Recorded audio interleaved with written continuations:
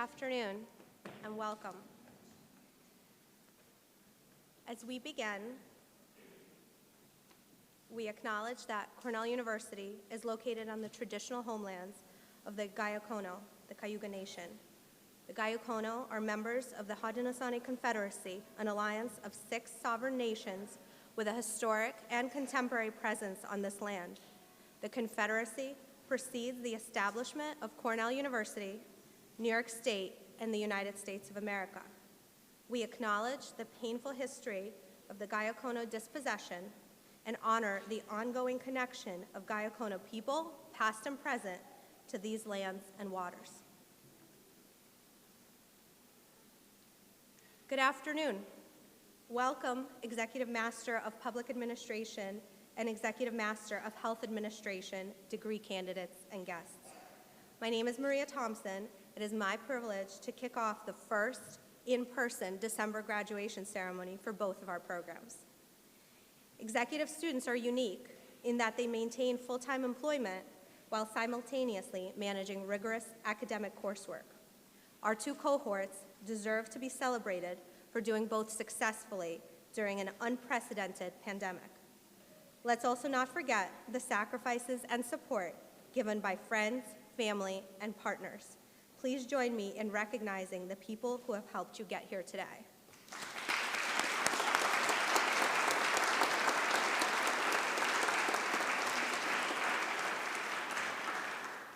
For our order of events today, we'll start with remarks by the dean and directors.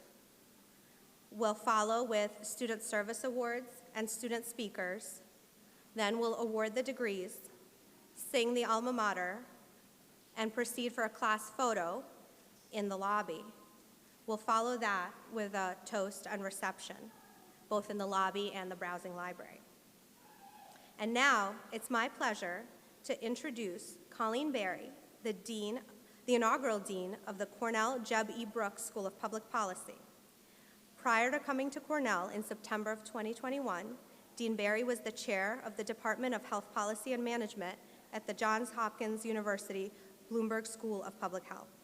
Dean Berry has a PhD in health policy from Harvard University, and her research focuses on mental health, addiction, and gun violence. She is also a member of the National Academy of Medicine. Dean Berry has been a tremendous advocate for both the EMHA and EMPA programs, and we are grateful for her support. Please help me welcome Dean Colleen Berry.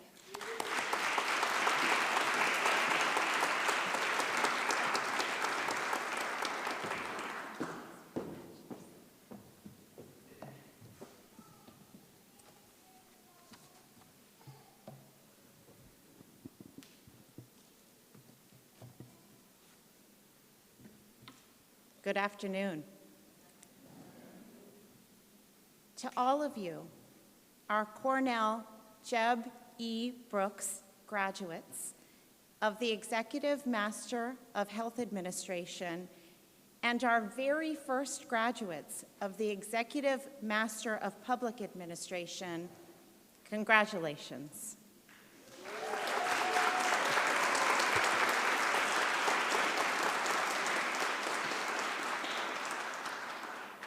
This is our moment to celebrate you and everything you've achieved here at Cornell and up to this point in your careers. As we congratulate you here today, I want to also take a moment, like Maria, to acknowledge those who have contributed to making this day possible. Let's pause and think about your family and your friends, and those that have supported you through this process. People who have played an indispensable role in allowing you to achieve these goals. Many are not with us here in Ithaca today, some are, but they're here with us in spirit. These 18 months of study have been intense and have required sacrifice from everyone who touches your life, and compassion as you've managed the stress that comes from juggling intensive coursework, hectic lives, and demanding jobs. Graduates, please join me in applauding your loved ones, including those who are not here in this room, for everything they have done to support you.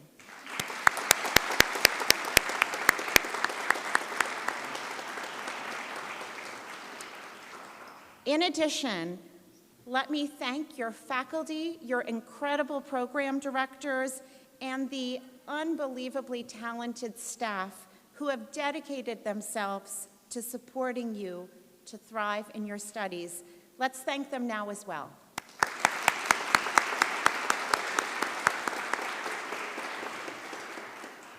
I want to take a moment now to say how grateful I am for the visionary leadership of the Board of Trustees of Cornell University, as well as our president, Martha Pollack, and our provost, Mike Kotlikoff, and all of the leaders of Cornell University who were involved in the work, the hard work that led to the establishment of the Brooks School of Public Policy last year, more than 40 years in the making. And of course, we're all grateful to Jeb Brooks and Sherry Wendelkin for their incredible philanthropic support in the naming of our school. Now, let me turn to what comes next. You may have felt at times, given the nature of your studies, a more tenuous connection to Ithaca and to Cornell. I think about it in the opposite way. That is, I appreciate that you have worked very hard to become Cornellians. During your visits to campus, you have brought with you an enormous amount of energy and passion for your studies, and it has been an inspiration to all of us here on campus. It has been wonderful to see how much you've treasured your time on campus here all together. And when you weren't on campus, you prioritized your studies, overcoming many obstacles in your lives. You are, and now you always will be, part of our community. As members of our graduating Brooks School class, you have embraced the ethos and the values of our school and our university. I know that your time at Cornell has brought you knowledge, skills, and the determination to meet the challenges of the complex world that we are living in. We have trained you to be thinkers and leaders and change agents. As graduates of the Cornell Brooks School EMHA and EMPA programs, we expect that you will work to improve people's lives, to reduce suffering in the world, and to make the world a more equitable, more prosperous, and healthier place. And in doing so, you will have lived up to the investment made in you by your faculty here at Cornell and by your family and friends at home and here in this room who have supported you. We expect you to do that work. I am very proud that you are among our first graduates of the Brooks School. We have grown so much over the past year, and I hope you will stay connected in the years ahead and watch as we continue to grow. Keep in touch. Share your accomplishments with us. We look forward to taking pride in and a good measure of credit for all of the wonderful things that you will do in your career. There is no greater pleasure for us than to watch how you thrive as our alums. And remember, please, Cornell and Ithaca will always be your home.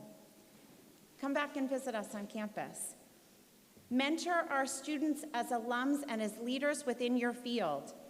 Remember that you were here at the very beginning, the early years of our school. Feel proud of what you've accomplished here at Cornell, and know that we are very proud of you. Congratulations, graduates.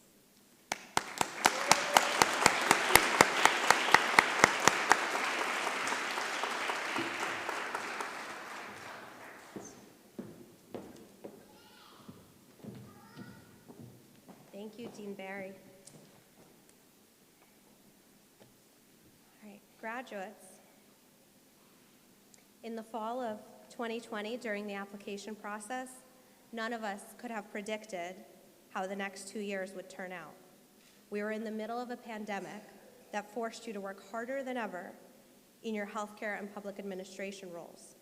Many of you became frontline COVID defenders or found yourselves leading the charge in your organization's response to the pandemic. You have held many roles throughout those 2 years: employees, managers, partners, parents, children, siblings, leaders, and students. We worked with you to help navigate schoolwork while facing incredible work and life demands. Through it all, you not only persevered, you excelled. You performed academically and built cohesive collegial cohorts.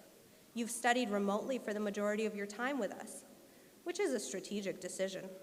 First, we brought you to campus in the summer to ease you into our unique Ithaca climate with the highest likelihood of success in getting here without flight delays or cancellations.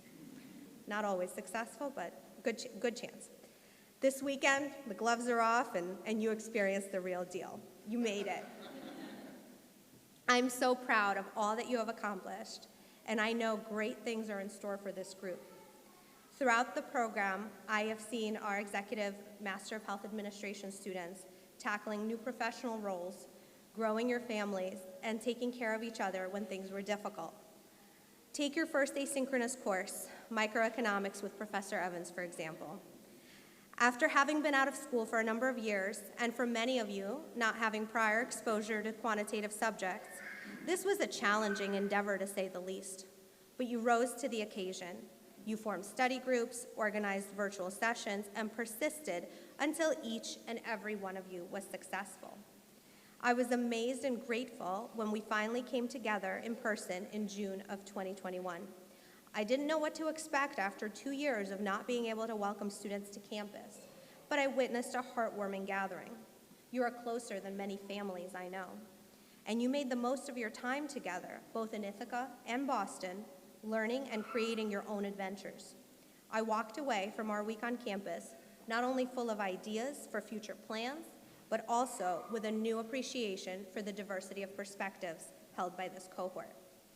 From your first microeconomics experience, to your on-campus intensives, to your impromptu small group gatherings, I have been so impressed by your genuine bond. When one of you is in trouble, many show up to help.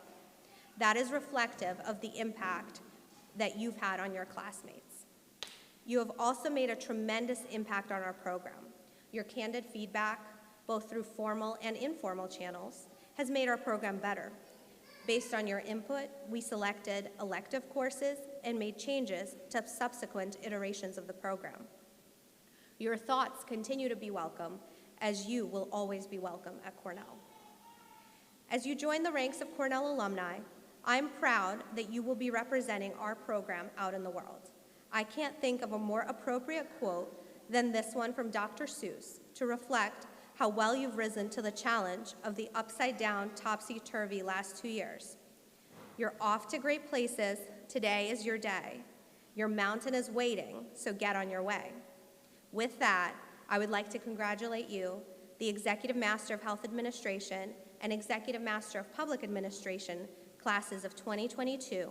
May you always continue to learn, continue to accomplish great things professionally and personally, and continue to show great resilience in the face of whatever obstacles lie ahead. Congratulations.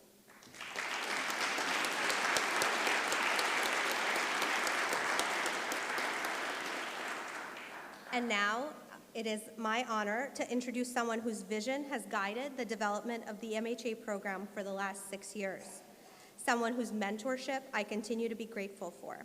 Your Sloan Program Director, Professor Sean Nicholson.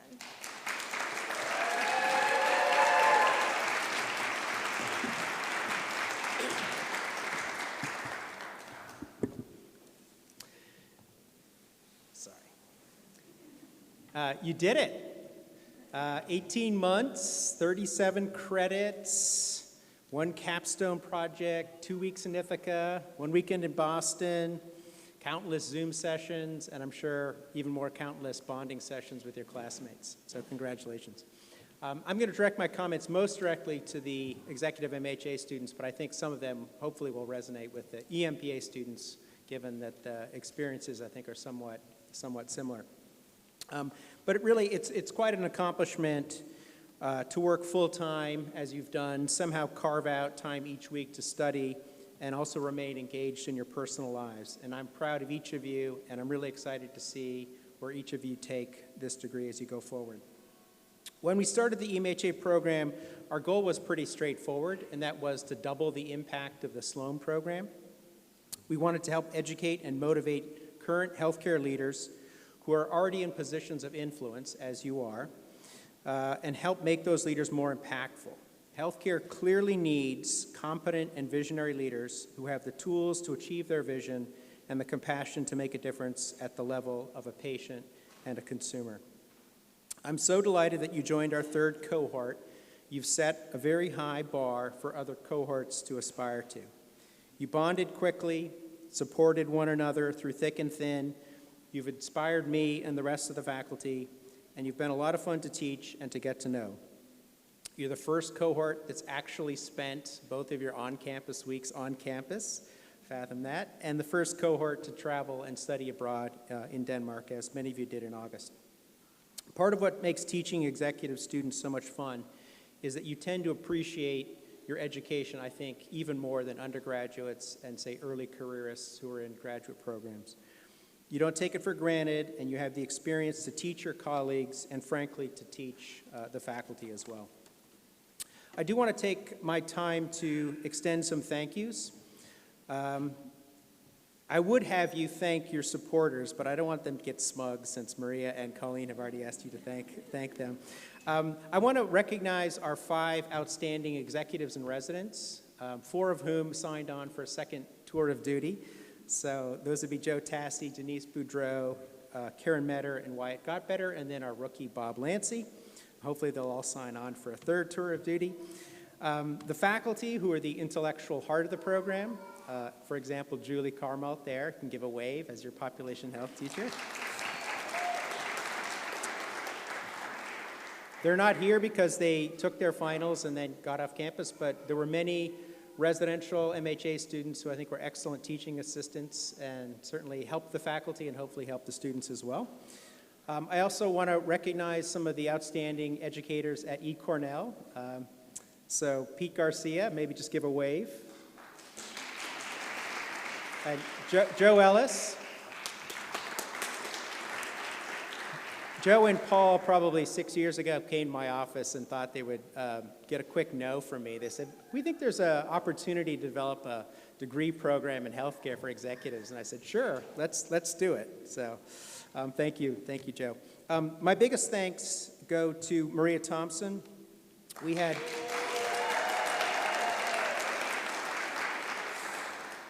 had breakfast, I think it was 2016, at Bamfy's in the Statler Hotel, and I described my vision for the Executive MHA program.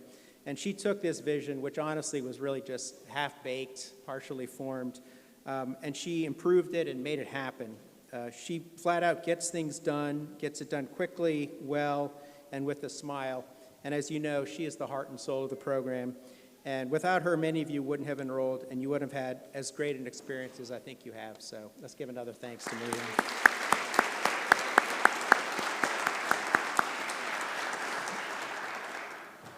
So today you're strengthening your bond to Sloan and to Cornell, the Sloan and Cornell families, and that means a lot of things. One thing is it means in about 30 minutes you're going to have to sing the alma mater, so you don't have too much more time to learn the words, and that'll be your final test before you're able to actually be alumni. You're also going to be connected with 1,500 Sloan alumni who all share a common experience in the program that you have as well. And I hope you're going to stay connected to us, the faculty, your colleagues, your fellow students. I hope you're willing, if we ask, for you to offer advice and guidance to future Cornell students. I hope to see some of you in DC, in Boston, in Denmark, in New York City, wherever Sloan has events, the door will be open, and we hope that you'll come and join us. Come to campus, give guest lectures, rekindle memories, and let us share in your professional and personal journeys. So congratulations to a job very well done.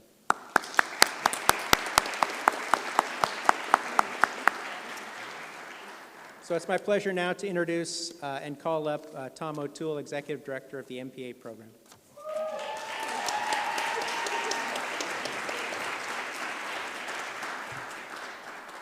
So welcome EMHA and EMPA classes of 2022. For those of you who don't know me, I'm Tom O'Toole. I'm Executive Director of MPA programs at the Brooks School. So first I want to thank students, family, and friends for joining us today. It was touch and go over the past few days with the storm that we had.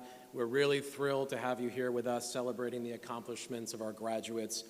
Some of them were concerned that as hybrid students, they wouldn't get the full Cornell experience. So that storm yesterday certainly put that concern to rest.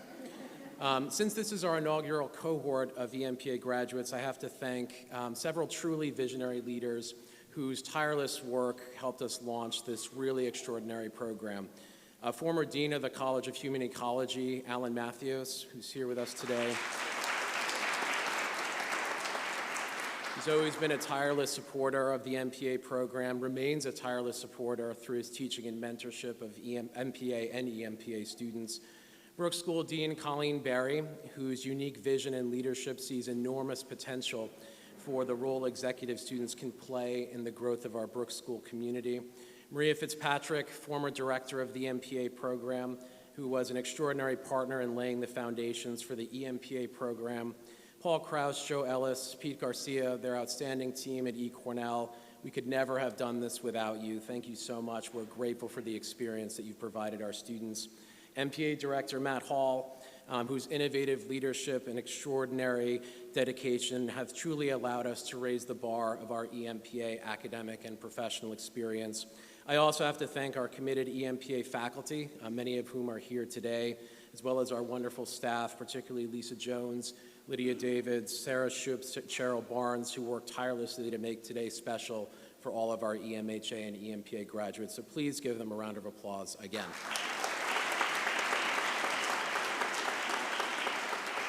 So to the class of 2022, today marks the culmination of one of the most rigorous intellectual and professional experiences of your careers. What some of you might not realize is that I myself am a graduate of Cornell's employee degree program, so I fully understand the challenges and the sacrifices that have to be made pursuing a Cornell degree on top of a full-time work schedule and family obligations. When my cohort of employee degree program peers and I graduated, the president of Cornell at the time, Hunter Rawlings, spoke at our ceremony and asked us what got us to the finish line, because it was just such a marvel to him that we were able to pull that off. And for some reason, he zeroed in on me and a few other peers who had done graduate degrees through the program. And when he got to me, he asked me what kept me motivated throughout the program, and I said first, a very dedicated support network of colleagues, family, and friends, and second, a very dedicated affinity for good whiskey, and not necessarily in that order depending on where I was in the program. Like all good Cornellians, I never lack for snark. But he said something which I think is really true of Cornellians. He said that what really allowed us to get to the finish line was grit. And grit is one of those nebulous terms that we all toss around, but it's really, really difficult to define. But we know it when we see it, right? So on grit, Teddy Roosevelt once said, "It's not the critic who counts, not the person who points out how the strong one stumbles or where the doer of deeds could have done better.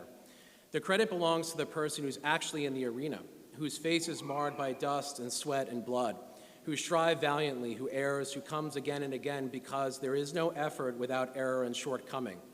But who does actually strive to do the deeds, who knows great enthusiasms, the great devotions, who spends themselves in a worthy cause, who at the best knows in the end the triumph of high achievement, and who at the worst, if they fail, at least fails while daring greatly." And if you think back on the great Cornell alumni that we should all strive to emulate, you can see this grit in much of what they've accomplished, what they've left behind. You might not know that Cornell is the only university in the world with 3 women unshared winners of Nobel Prizes: Pearl S. Buck, Barbara McClintock, and Toni Morrison. Barbara McClintock, a pioneering woman geneticist in the 1920s, Pearl S. Buck, a women's rights activist in the 1930s, and Toni Morrison, one of the greatest novelists of all time, forcing us to confront the atrocities of American racism. In my mind, these women embody Cornellian grit, courage, resilience, and excellence, and it's what brought you here today. Now, certainly we can't all be Pearl S. Buck or Barbara McClintock or Toni Morrison, but I challenge all of you as graduates to work tirelessly in service to the tradition of grit that these great Cornell alumni left behind as ambassadors of that timeless Cornell tradition of doing the greatest good. So congratulations, class of 2022. It's been a tremendous privilege working with all of you.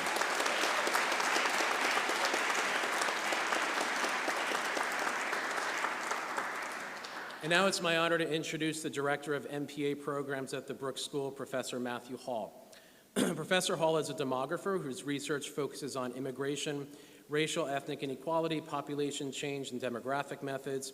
He's contributed to research assessing the economic and social impacts of unauthorized migration, the emergence of Latino boomtowns, other new immigrant destination areas, the changing nature of racial stratification and segregation in housing and neighborhoods. In addition to his directorship of the MPA program, Professor Hall is the director of the Cornell Population Center, the director of the program in Applied Demographics. Please join me in welcoming Professor Matthew Hall, director of the MPA programs at the Brooks School.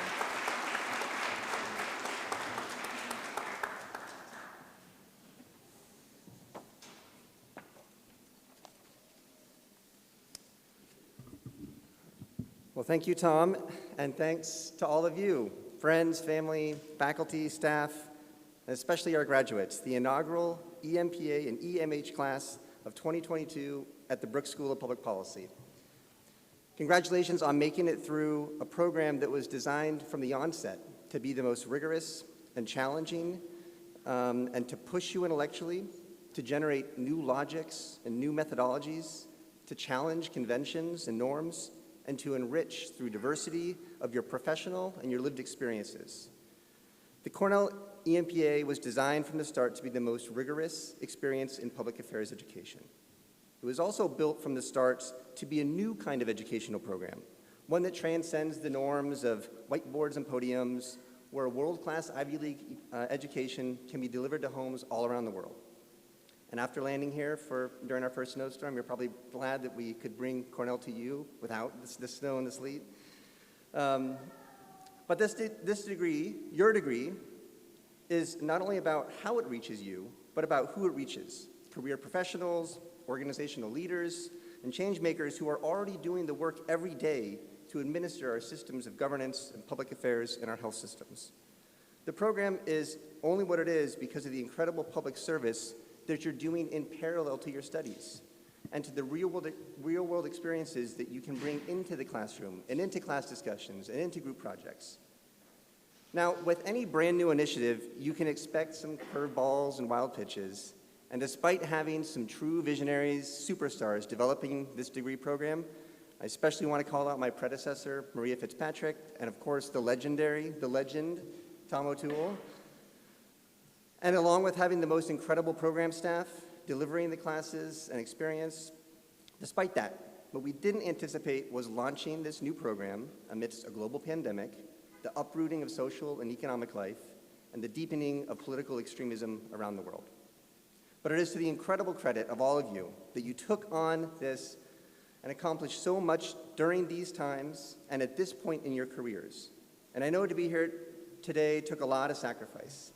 Countless Monday nights spent on Zoom with O'Toole, right? Probably a lot of Sunday mornings wondering why you ever wanted to learn R. And I know it took a lot of support from your friends and your loved ones, right? So thank you, graduates, and thank you, families, for your willingness to take this jump and to make these sacrifices. And now as you turn back to your professional goals and continue to effect change, let me close by saying that we need you more than ever. We need fearless leaders who are willing to tackle the enormity of today's challenges. Inequality that continues to rise, climates that are getting more extreme, public institutions that are under attack, and the ideals of democracy that are being threatened. Today is the time that we need leaders who will seek solutions through innovation and through evidence, who will build coalitions and teams that are empowered and not threatened by diversity, and who will confront all forms of injustice. Disruptive times require disruptive thinkers.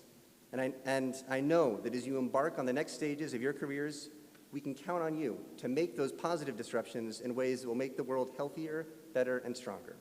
So to the class of 2022, it has been an absolute privilege. Congratulations.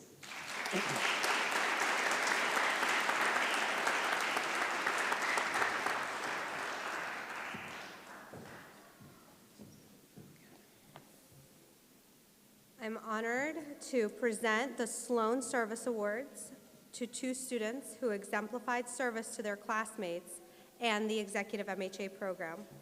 While we are only awarding 2 students, we received 23 unique nominations. What that tells me is that you have made a true impact on your peers. You have shared your knowledge and your experience with them, and you have shown great care for them. Our first Sloan Service Award goes to Joydeep Ganguly.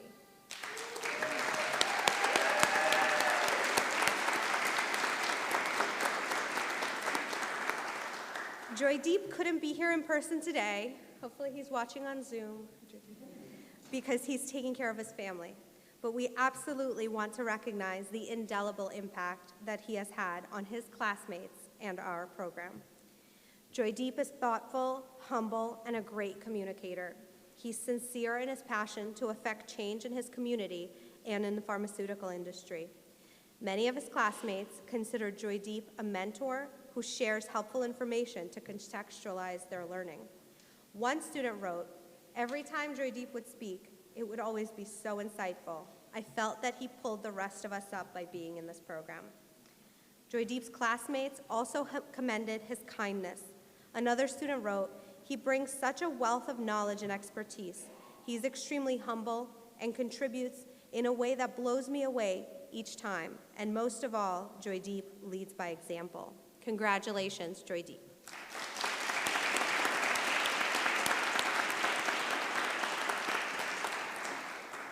Our second Sloan Service Award today goes to our student speaker, Jen Tolkoff. Come on, Jen. Jen has not only been an exemplary student, but a constant advocate for her cohort.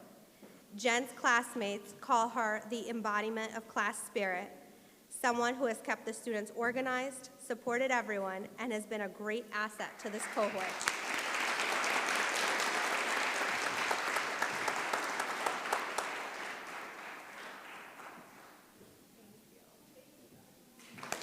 I have more, hold on.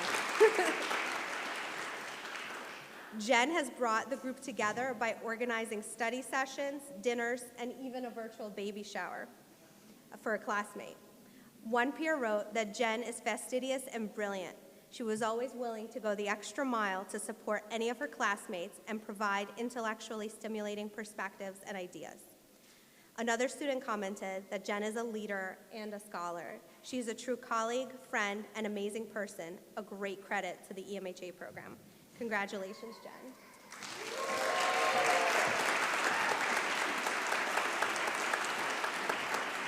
And now, our student speaker, Jennifer Tolkoff.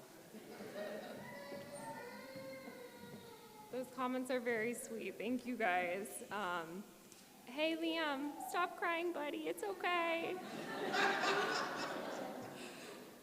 So, first and foremost, on behalf of our entire cohort, our heartfelt thanks go to our program directors, Sean and Maria.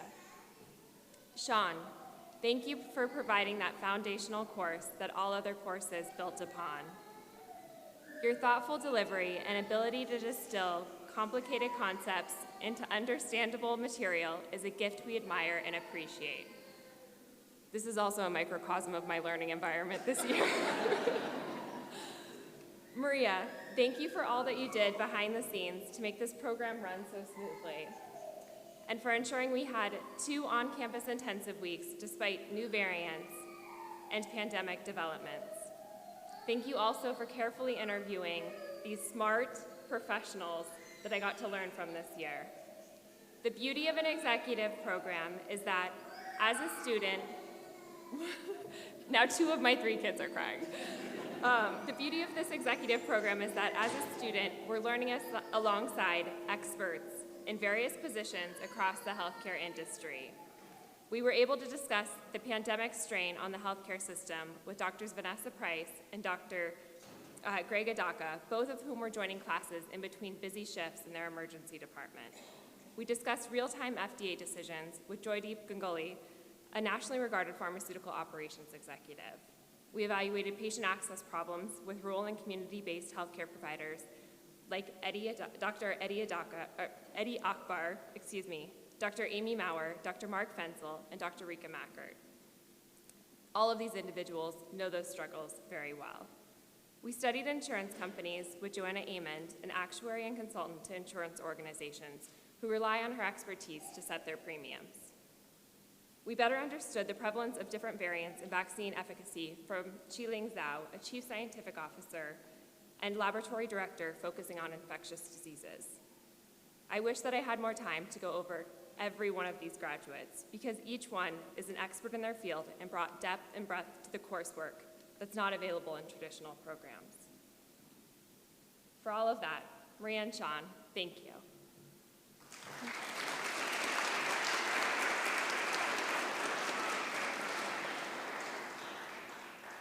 I've thought a lot about how much our cohort has accomplished in the last 18 months. 50,016,600 seconds, not that I've been counting. And the sacrifices every one of us made to be here today. During this process, we spent less time with our family and friends, less time on hobbies or exercise, less time putting in extra hours at work, and surely we slept a lot less. For those graduates who were joining class from around the world, often in the middle of the night, the sacrifice of sleep was much more pronounced. As a mother of 3 young children, I understand these sacrifices firsthand, and I also recognize the support needed from family, friends, and coworkers to make it through this program. To all of the partners and family members out there who helped your graduate with dinners and bedtimes, for giving us the time and space to study, thank you. We could not have done this without you. I also want to thank all of you, my classmates. If you had asked me the likelihood of graduating during those early weeks of Professor Evans' course, I would have said low, very, very low.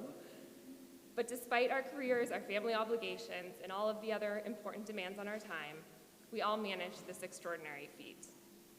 This was not without the encouragement and support of one another. We have bonded. Our cohort psychiatrist, Dr. Katie Neat, can opine on whether this is a trauma bond from that microeconomics course, or from managing full-time careers with part-time school. Whatever the reason, we have connected as teammates, friends, confidants, and champions. Over this past month, without classes, without group projects, papers, discussion posts, I've started to really enjoy the freedom of having my evenings again. More time with my children and friends, my husband. The freedom of regaining that time has been invaluable. I've started to think about exercising again, reading the stack of books that started to collect dust on my bookshelf, but these pleasures have not come without a cost. I miss seeing all of you. A unique aspect of learning predominantly via Zoom is the context in which you get to know your cohort. We got to see each other's kids and family members and pets sneak onto camera. When people would forget to mute, we heard them navigate their work, talk to their partners about dinner, negotiate with their kids to remain quiet. We saw Jacob's many, many different backgrounds. Cafe with dinner and wine, poolside with people swimming in the background, a beach, a random gazebo, sitting at the end of the largest conference room. That's just to name a few. Many may think learning via Zoom is a barrier to getting to know your classmates.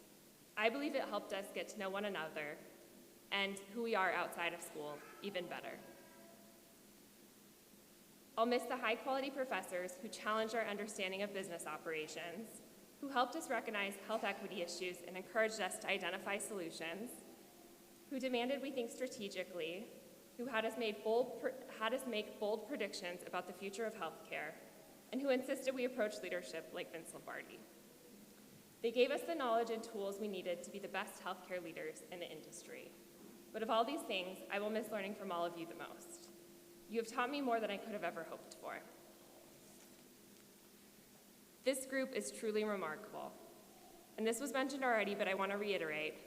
In the fall of 2020, during a still very scary point in the pandemic, before vaccinations and boosters, when many of us wondered if the world would ever return to normal, when death rates were continuing to rise, when our resources were strained and our patience was at its thinnest, each one of us decided, let's get another degree. That's pretty crazy. We made that decision at a time of such uncertainty, and that's something that classes before us and classes after us cannot claim. That decision is impressive and, as I mentioned, a little crazy. Now that I've had the opportunity to get to know each one of you, it's clear to me that you decided to enter this program not just to get that EMHA after your name, but to have the educational framework to make a positive impact on healthcare. I look forward to seeing how this group of remarkable leaders works to improve access and quality while lowering the cost of healthcare. And I hope soon Professor Nicholson can cite your work as somebody who has succeeded at doing all three at the same time. It has been an honor to call you my colleagues and friends. Thank you and congratulations.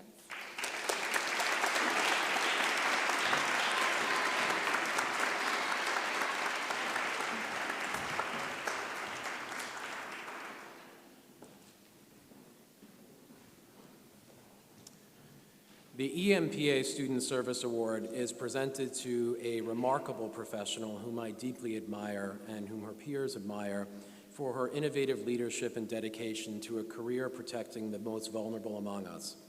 Ashley Bryan is an innovator, leader, social entrepreneur, and advocate for children around the world. She believes in the power of the human spirit and the ability for anyone to thrive and achieve. In 2010, Ashley founded Three Strands Global Foundation in response to a trafficking incident in her small suburb. Over the past 12 years, she's led the organization to exponential growth. She was integral in the development of a global anti-trafficking training and curriculum, Protect, now live in 6 states and several countries. To date, the program has reached over 80,000 adults and more than 725,000 youth. Ashley expanded Three Strands programming to include a direct services program called Employ and Empower. The program has placed over 450 survivors and at-risk youth in sustainable jobs in the last 4 years in Sacramento and San Francisco.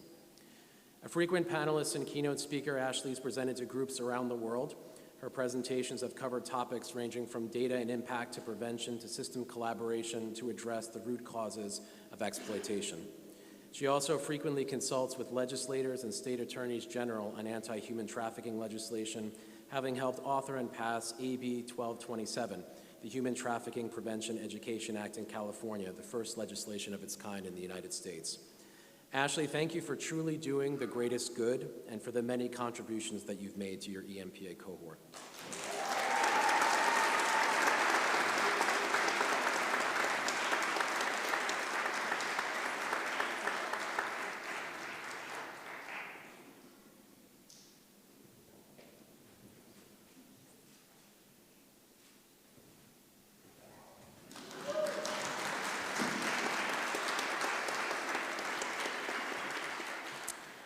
Our EMPA student speaker is also someone whom I admire greatly and who has been a constant source of support for faculty and her classmates over the past 18 months.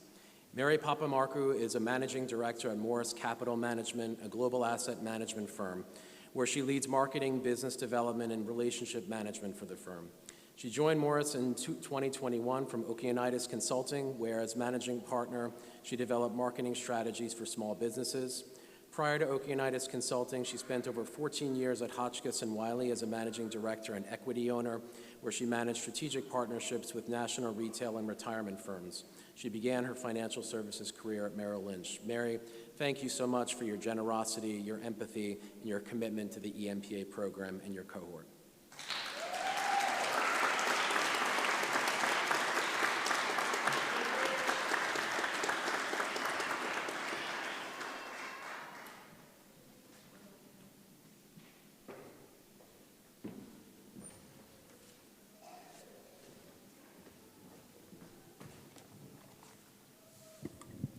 Shorter. I'm going to actually start with a really quick Ashley story before I go into my discussion. I was in London in October, and I carry my computer because classes go on all day, every day, wherever you are. And I left my room for a few minutes and I came back and I heard Ashley speaking. And I'm like, man, did I leave my computer open? And no, Ashley was on CNN. Ashley's organization was doing a PSA for Human Trafficking and Education and Prevention Month in October. And not just as kind of a nutshell of Ashley. She didn't tell anybody, and I had noticed the week before during Zoom that her hair looked really pretty and she had a cute outfit on. I'm like, you look really nice tonight. And she said, oh, we took pictures today. Ashley was filming a PSA for CNN. So that's Ashley, humble and dedicated.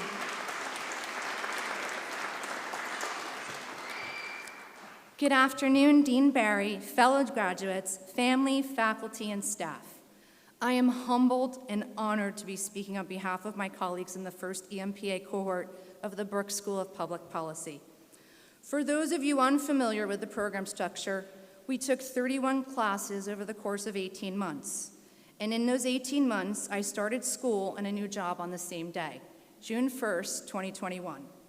I attended class while also traveling for work, which took me all over the United States and the world, sometimes attending class in the middle of the night, in airports, hotels, parking garages, train stations. In all that time, I missed one class. And why, you might ask? Classes were recorded. But for me, class was something I looked forward to, not only because of the amazing Cornell faculty. I had the opportunity to work with and learn from an incredibly diverse group of colleagues who continue to blow me away every day with their achievements and life experiences. The last 18 months has been a unique journey that started in pandemic year 2. Each of us took a different path and has a different story about how we got to Cornell into this program. I'd like to share with you mine, if you'll indulge me. 2020 was a difficult year. It started in January with the loss of my grandmother. I was her person. I moved in with my grandparents shortly after college to help care for my grandfather, and when he passed away, I stayed. My grandmother and I took care of each other until years later, the dementia took away her memory. Then I took care of her too. I worked a remote schedule before remote work became a thing so that she could live her life out in her own home. And what an amazing life she had. An educator married to an educator from a family that valued education.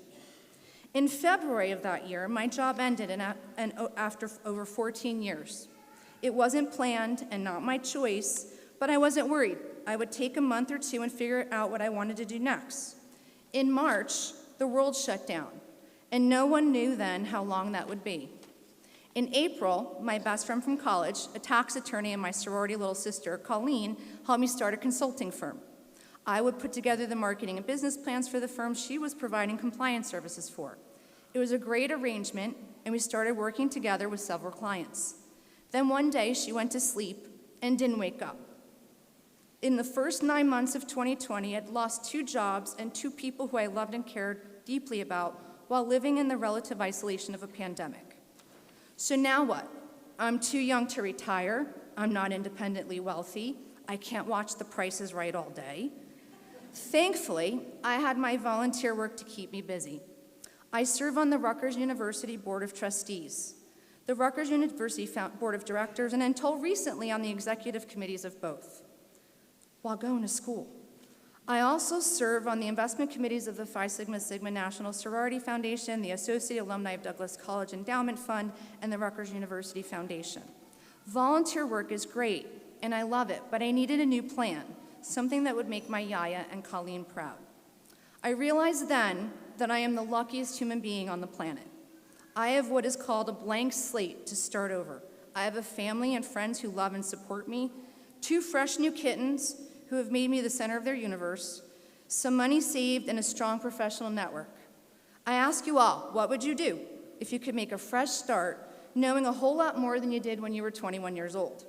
I made a list of things that gave me joy: family, old people, helping underserved communities, giving a voice to those who don't have one, traveling, working out, sunshine, volunteering. I know, weird list. Then I typed my list into Google. Who wouldn't?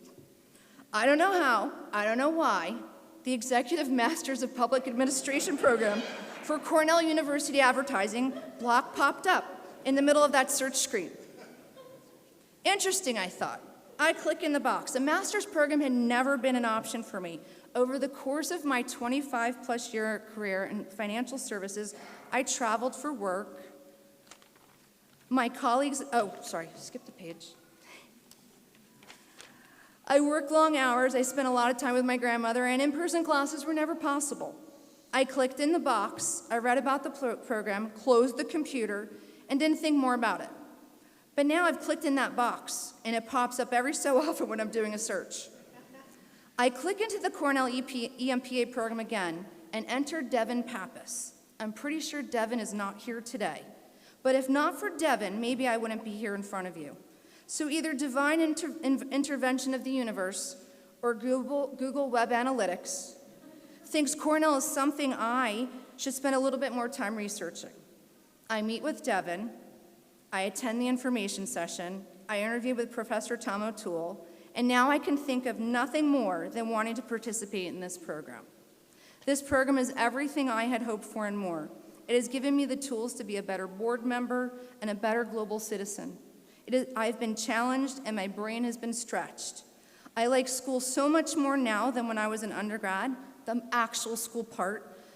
I've made friends that I hope will last a lifetime, my colleagues and my professors.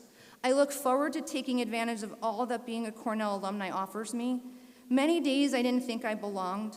I wasn't smart enough, and in the early days I went through the 5 stages of grief every time we switched classes. I got over it. It's an Ivy League master's program. It's supposed to be hard.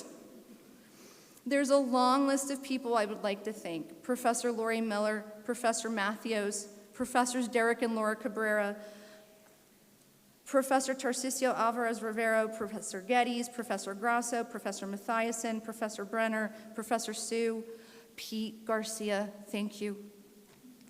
I apologize, I'm sure I've forgotten someone. We've had so many great instructors.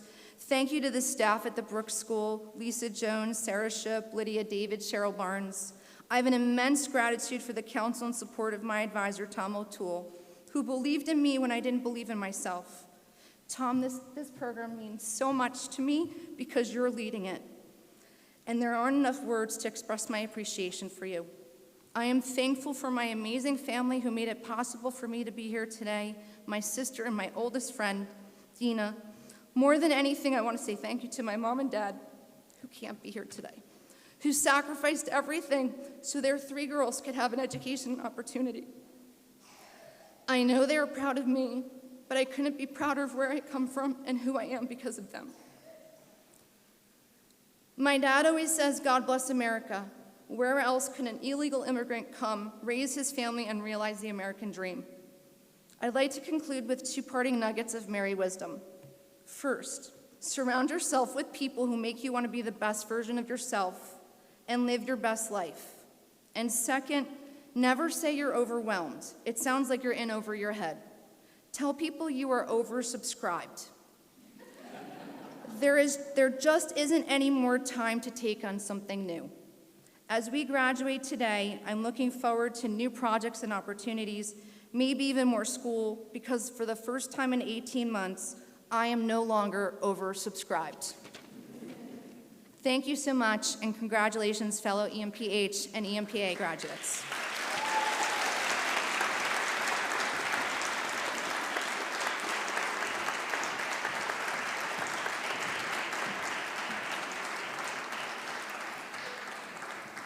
Thank you.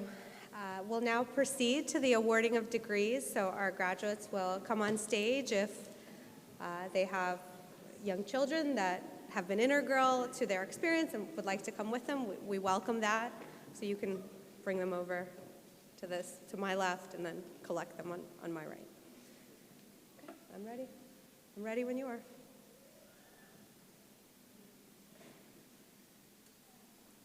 Gregory Adaka.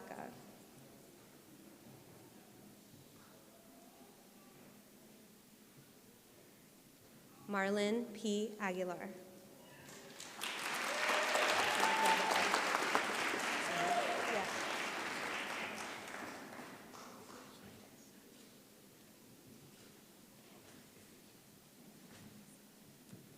Adnan Eddie Akbar.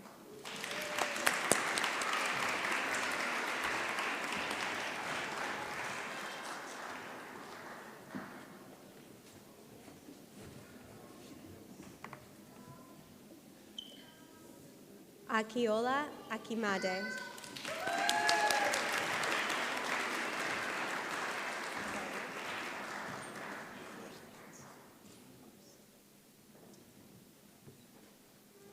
Amina Al-Bashar.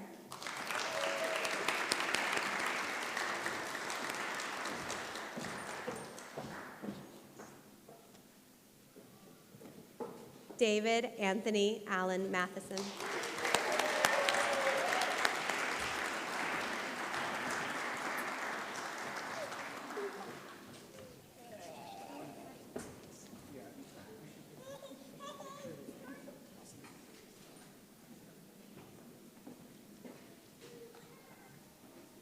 Joanna Amend.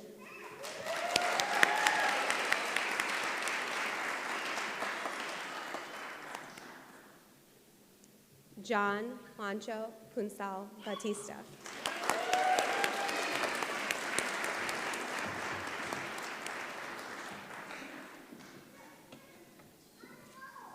Crystal Casetta.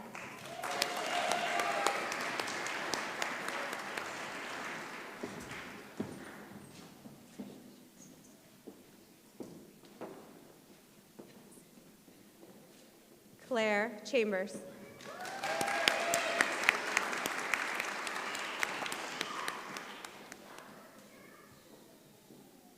Lauren A. Connor.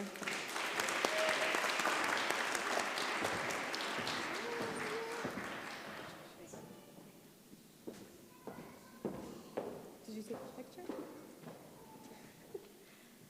Todd Dugan, Jr.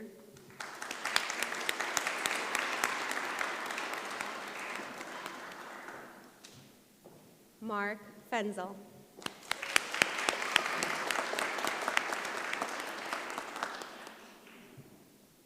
Joydeep Ganguly.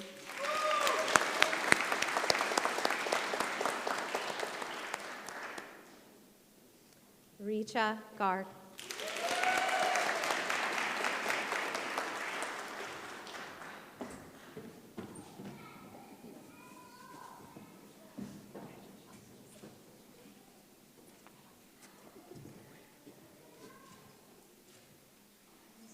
Carrie A. Greenberger.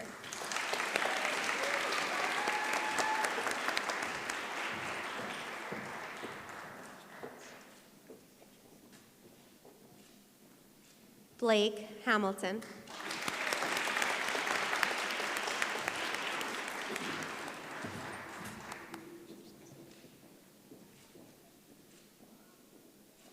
Toby Hubbard.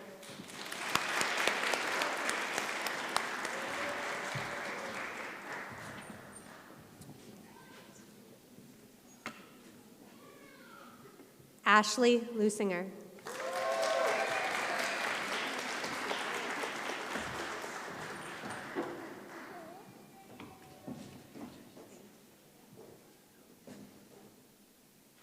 Rika Mackert.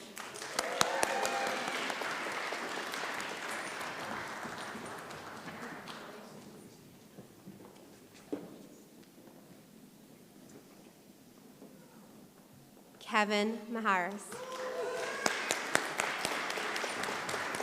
Congratulations.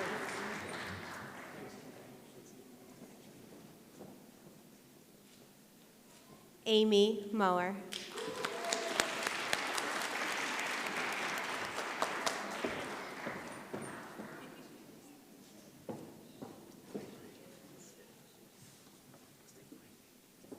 Ashwin Narayani.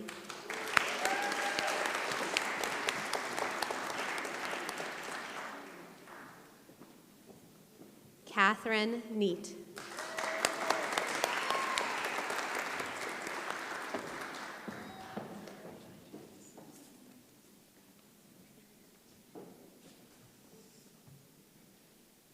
Imelda Margarita M. Nunez.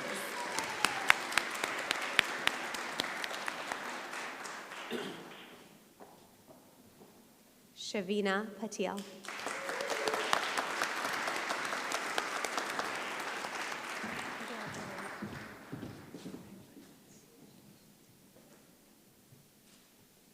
Liliana Paulino Perez.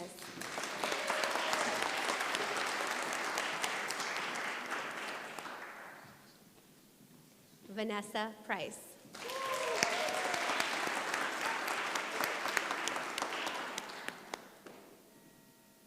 Melissa Patton Rudder.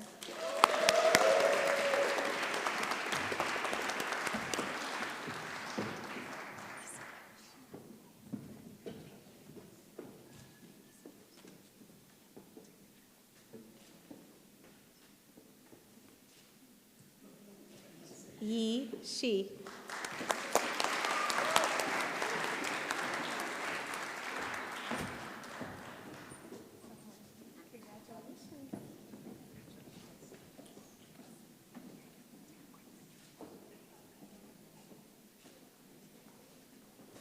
Stephanie Tedeschi.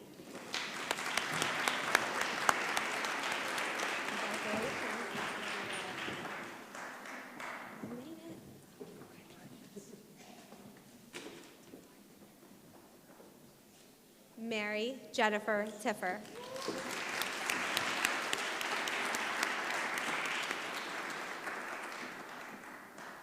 Jennifer Ashley Tolka.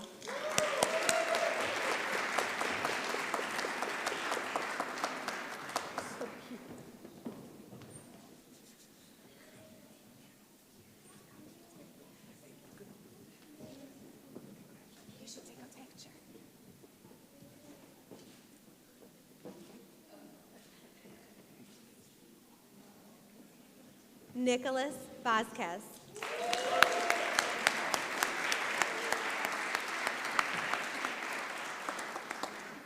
Minglu Wang.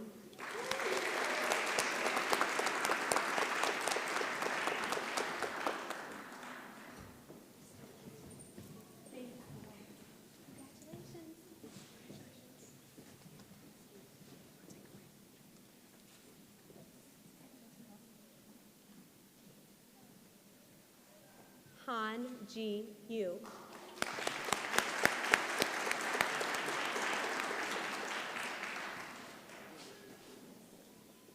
Jacob L. Young.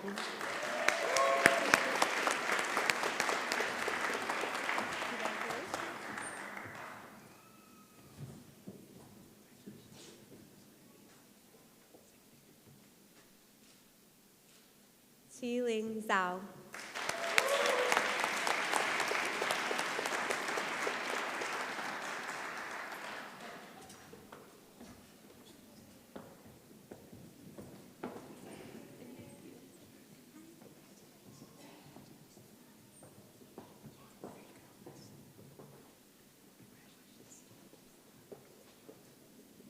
Nazar Zugaibi.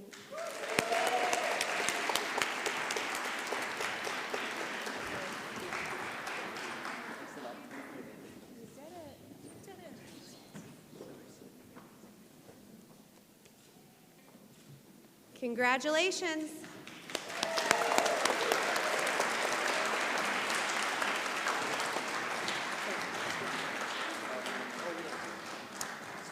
And now the Executive Master of Public Administration candidates.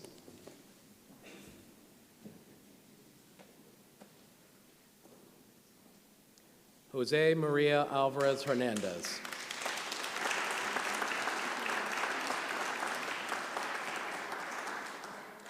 Len Bartel.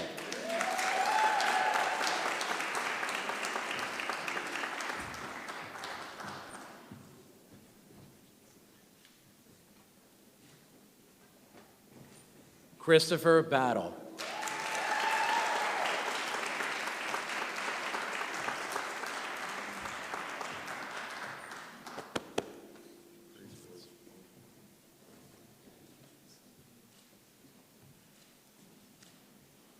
Ashley M. Bryant.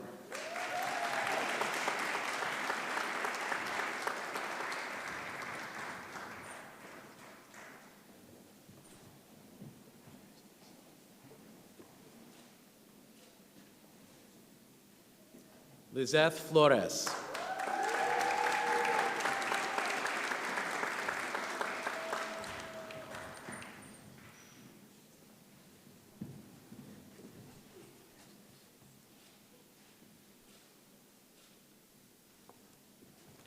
Hada Gamal.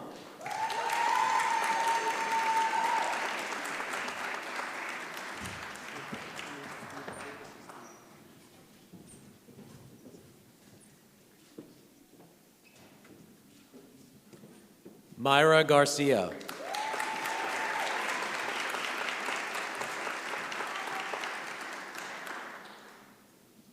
Messeret Dermai.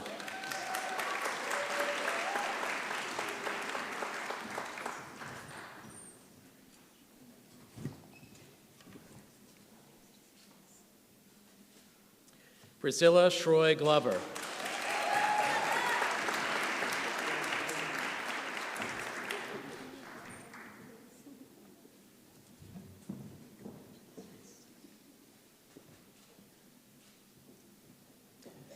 Alessandra Sartori McCormick.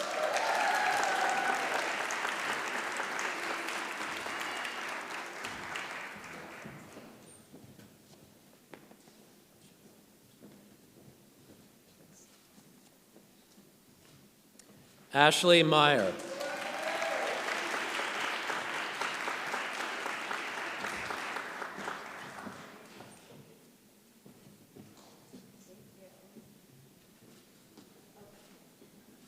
Nicholas J. Moore.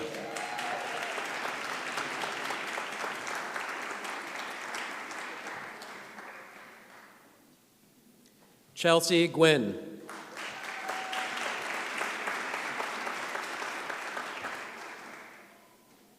Mary Ithra Papamarku.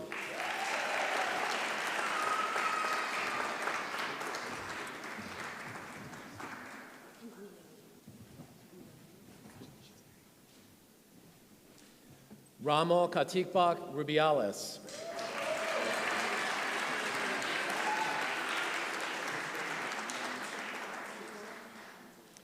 Elizabeth Shedd.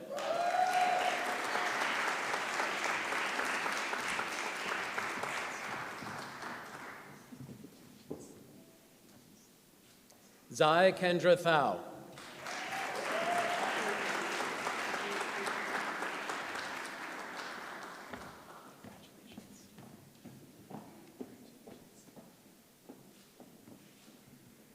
Zanita Tisdale.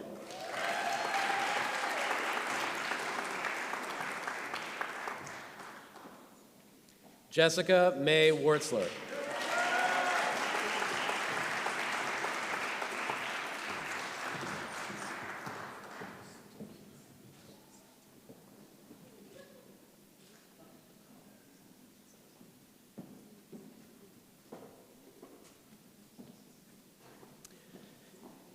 May I ask the EMHA and EMPA class of 2022 to please rise?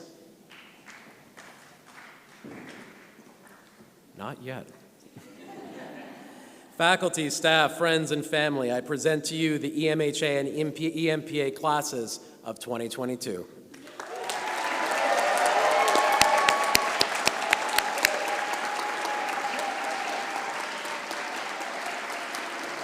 Oh, come on.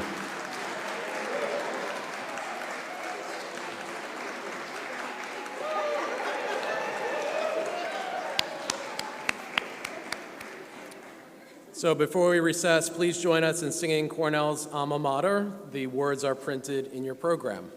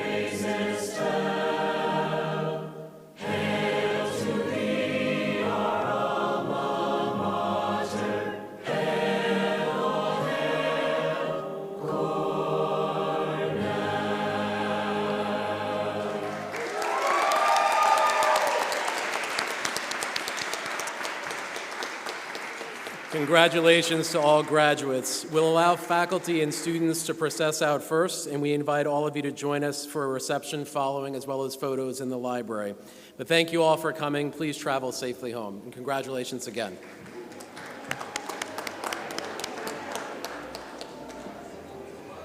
Good job. Good job.